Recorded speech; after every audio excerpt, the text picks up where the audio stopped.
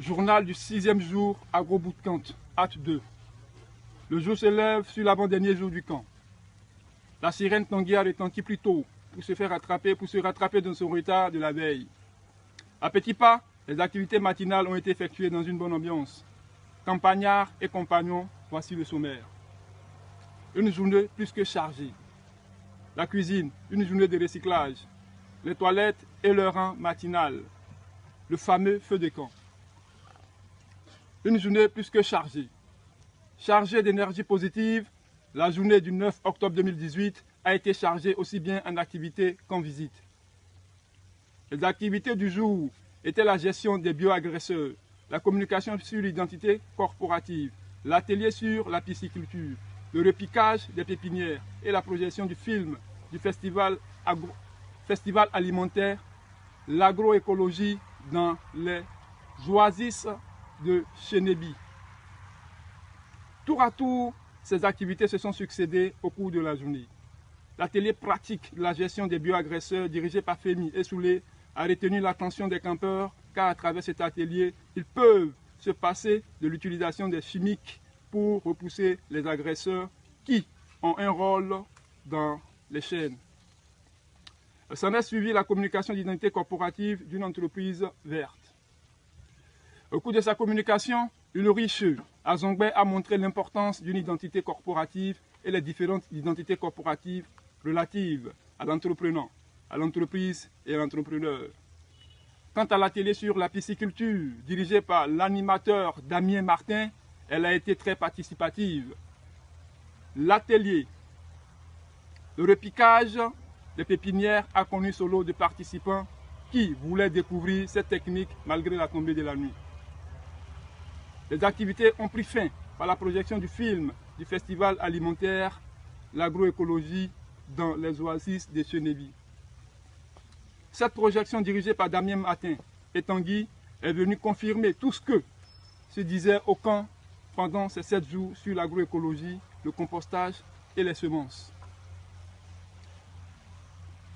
Le 6e jour, de plus en plus chargé en activité, l'a été aussi en visite et de retour de certains participants.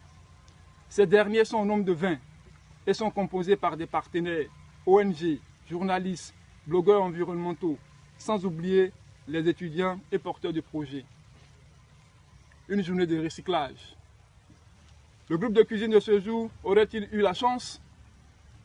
Souciés du mets à présenter aux campeurs, les cuisiniers ont eu le bénéfice ou la largesse culinaire de ceux qui les ont précédés, car le repas de la veille n'a pas été terminé.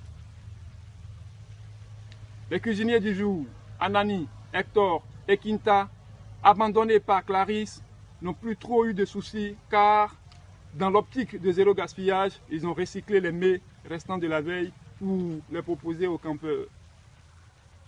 Le recyclage a été une réussite formidable. Merci à eux pour cet exploit. Désormais, ils seront appelés le trio cordon vert du camp. Les toilettes et les rangs matinales. Déjà pour sa visite sur le camp, pour avoir une nouvelle des campeurs, le chef du village a remarqué une longue queue devant les toilettes. Aller aux nouvelles devant le rang pour les toilettes, lui-même était aussi à la queue. Il se rend compte que c'était le rang avant d'atterrir de l'autre côté. Apparemment, le repas du groupe de maman à la veille a nettoyé le ventre des campeurs.